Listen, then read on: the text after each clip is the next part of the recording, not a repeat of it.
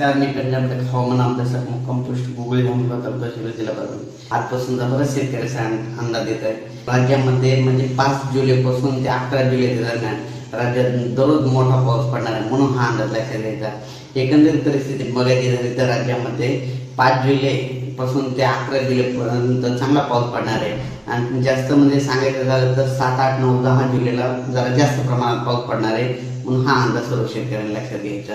जोरात पाऊस पडणार आहे, मुसळधार पडणार आहे, वडे नाले पडणार आहे, म्हणून हा अंदाज सगळ्या शेतकऱ्यांना लक्षात घ्यायचा. दररोज वेगवेगळ्या भागात जोराचा पाऊस पडणार आहे, म्हणून हा अंदाज लक्षात घ्यायचा.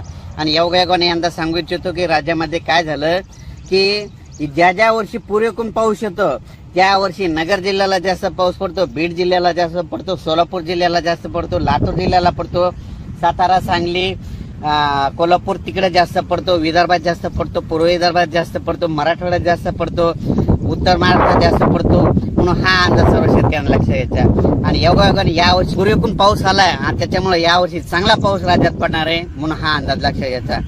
म्हणून सर्व परत सांगतो की राज्यामध्ये 11 जुलैपर्यंत राज्यात चांगला पाऊस पडणार आहे, म्हणजे वडे नाले वाहणारा पाऊस असणार आहे. दररोज वेगवेगळ्या भागात पडन पण पाणीच पाणी होणार आहे, म्हणून हा अंदाज सर्व शेतकऱ्यांना लक्षात घ्यायचा. जोरदार पाऊस पडणार आहे, वडे नाले वाहणारा पाऊस पडणार आहे, ठिकठिकाणी छोटे छोटे तळे असेल तर त्याच्यामध्ये पाणी येणार आहे, म्हणून